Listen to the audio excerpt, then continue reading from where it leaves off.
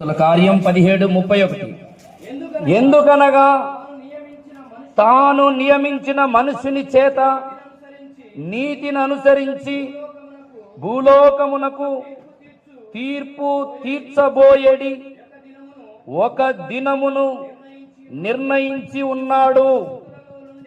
మృతులలో నుండి ఆయనను లేపినందున దీనిని నమ్ముటకు అందరికీ ఆధారము కలుగజేసి ఉన్నాడు.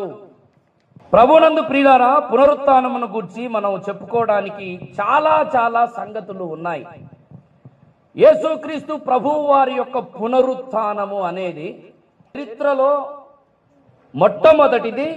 చరిత్రకు యేసుక్రీస్తు ప్రభువు వారి యొక్క పునరుత్థానమే మూలమైనది.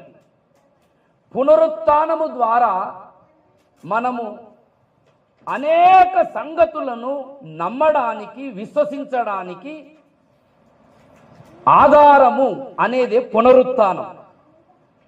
జాగ్రత్తగా వినాలి నా మాటలు.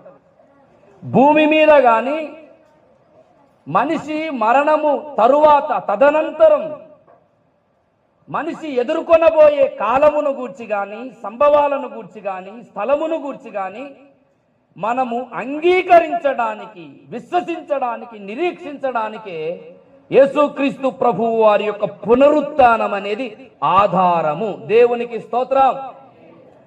పునరుత్థానము అనేది భూమి మీద ఏ చరిత్రలలో లేదు. పునరుత్థానం అనేది రాయబడిన మత గ్రంథములలో కూడా పునరుత్థానము యొక్క చరిత్ర ఎవరి జీవితంలో మనం చూడలేము. అందరూ లోకంలోనికి వచ్చారు. చాలా మంది మనుషులు పుడుతున్నారు, చనిపోతున్నారు.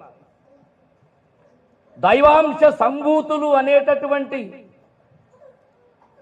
వేల మంది లోకంలోనికి వచ్చారు, జీవించారు, నీతి బోధలు చేశారు, నీతిగా నడవమని చెప్పారు. కానీ ఎవరి చరిత్రలో కూడా, ఎవరి జీవితంలో కూడా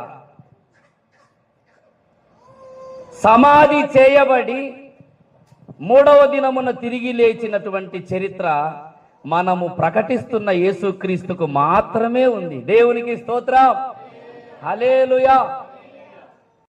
లేచిన వాళ్ళు చాలా మంది ఉన్నారు, కానీ అది పునరుత్థానం కాదు. ఎందుకంటే లేచి మరలా వాళ్ళు ఏమైపోయారు? చనిపోయారు. చరిత్రలో చెప్పుకుంటూ పోతే లేచిన వాళ్ళు ఎంతో మంది